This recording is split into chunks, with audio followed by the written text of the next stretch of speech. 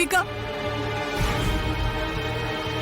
മാം എന്താ എന്ത് പറ്റി? മാഡം എന്തിനാ കരയുന്നേ? മോളെ, നമ്മുടെ സിദ്ധുവിനെ ആ ഭദ്രൻ എന്ന് പറയുന്നവൻ ഇവിടുന്ന് പിടിച്ചുകൊണ്ടുപോയി. മാഡം എന്താ പറഞ്ഞേ? സിദ്ധുവിനെ ഭദ്രൻ പിടിച്ചുകൊണ്ടുപോയി ദേവിക. എന്നിട്ട് നിങ്ങൾ ആരത് കണ്ടില്ലേ? നിങ്ങളുടെ മുന്നിൽ വെച്ചാണോ അവൻ കുട്ടനെ വിളിച്ചോണ്ട് പോയത്? ഇല്ല, ഞങ്ങൾ ആരും കണ്ടില്ല. കുറച്ചു സമയമായി സിദ്ധുവിനെ കാണുന്നില്ലായിരുന്നു. ഞങ്ങൾ അവനെ ഇവിടെ എല്ലാം തിരയായിരുന്നു. അപ്പോഴാ ഭദ്രന്റെ കോള് വന്നത്. സിദ്ധുവിനെ പിടിച്ചു വെച്ചിരിക്കുകയാണെന്ന് ഞങ്ങൾ അങ്ങനെ അറിഞ്ഞു. സിദ്ധുവിനെ വെറുതെ വിടണമെങ്കിൽ ദേവിക തനിച്ചവന്റെ അടുത്തേക്ക് പോണെന്നാ അവൻ പറയുന്നേ. അയ്യോ ദേവിക, പ്ലീസ്, ഞാൻ കാല് പിടിച്ച് പറയാ മോളെ. ദയവ് ചെയ്ത് നീ ഒന്ന് പോയി ഭദ്രനെ കാണുവോ? നിന്നെ കണ്ട അവൻ എന്റെ മോനെ വെറുതെ വിടും. നീ ഞങ്ങളെ സഹായിക്കണം. നീ തനി അവിടെ ചെല്ലണം. എന്റെ മോനെ രക്ഷിക്കണം. മാഡം സമാധാനായിട്ടിരിക്കെ, ഞാൻ പോവാം. അല്ല മോളെ, എന്താ പറ്റി? ഞാൻ പറയാം മുത്തശ്ശ.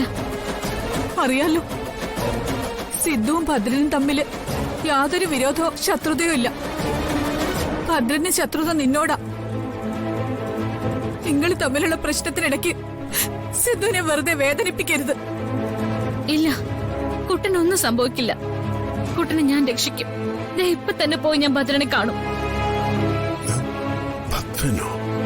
ഭദ്രൻ ഇപ്പൊ എവിടെയാ ഉള്ളതെന്ന് പറഞ്ഞായിരുന്നോ മാം? അവനൊരു ഗോഡൌൺ ഉണ്ട്, അവിടെയാ സിദ്ധു ഉള്ളത്. ദേവിക്കതറിയോ? അത് ഞാൻ കണ്ടുപിടിച്ചോളാം മാഡം. ഭദ്രനെ വിളിച്ചാൽ അവൻ ആ വഴി പറഞ്ഞു തരുമല്ലോ. എങ്കിൽ നേരം കളയാതെ ഇപ്പൊ തന്നെ ചെല്ലും. ശരി മാഡം, ഞാൻ വിളിക്കാം. അവള് പോകാമെന്ന് പറഞ്ഞമ്മേ. എന്റെ ഭഗവാനെ, എന്റെ കുഞ്ഞിനെ രക്ഷിക്കണേ. മോളെ, എന്താ കാര്യം? ആരാ വിളിച്ചേ? മുത്തശ്ശ, ജാനകി മാഡം വിളിച്ചത്. കുട്ടനെ ഭദ്രം പിടിച്ചോണ്ട് പോയി അവന്റെ കസ്റ്റഡിയിൽ വെച്ചിരിക്കുവാണെന്ന്. അതെന്തിനാ? അവനെന്തിനാ സിദ്ധാർത്ഥനെ പിടിച്ചോണ്ട് പോയത്? മുത്തശ്ശ, അവന്റെ ഭ്രാന്ത് മുത്തശ്ശന് അറിയില്ലേ?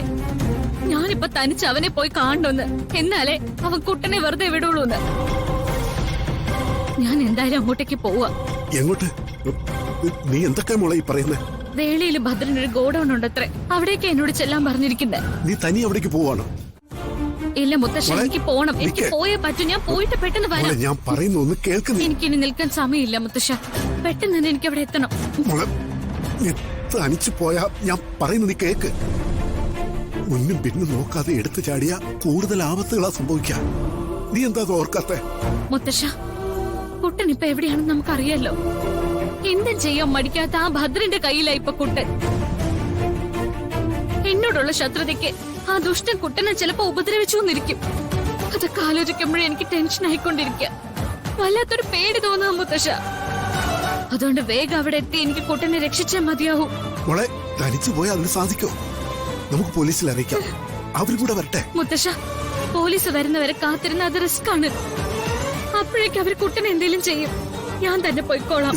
ഞാൻ പോയി കുട്ടനെ എങ്ങനെയും രക്ഷിച്ചു കൊണ്ടുവരാം. കുട്ടനെ ഞാൻ രക്ഷിച്ചിരിക്കും. അതെന്റെ ഉത്തരവാദിത്വം. എന്നെ തടയാൻ നിൽക്കണ്ട മുത്തശ്ശ, പ്ലീസ്. എന്തെങ്കിലും അത്യാവശ്യം വന്നാ ഞാൻ മുത്തശ്ശനെ വിളിക്കാം. ഫോൺ എടുത്താ മതി. എടാ, അയ്യോ, അയ്യോ, മാലകേ, മാലകേ, മാലകേ,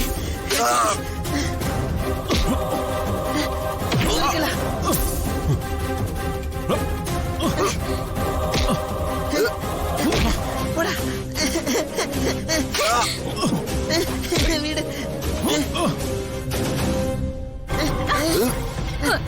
അയ്യോ,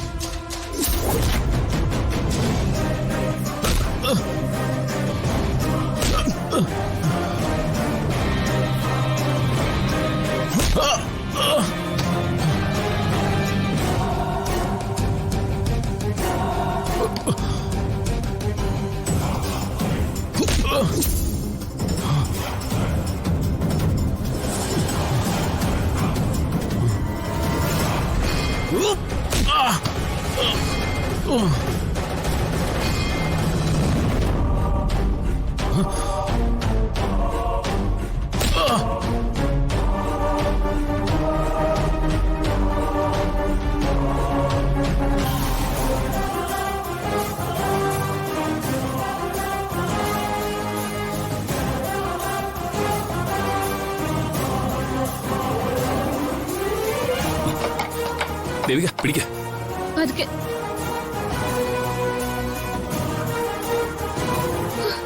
കുട്ടാ, ആനന്ദ കുട്ടൻ എന്തെങ്കിലും പറ്റിയിട്ടുണ്ടാവോ? നമുക്ക് ആദ്യം പുറത്ത് കിടക്കാം, എന്നിട്ട് സിദ്ധാർത്ഥനെ ഏതെങ്കിലും ഹോസ്പിറ്റലിൽ കാണിക്കാം. വാ. ആ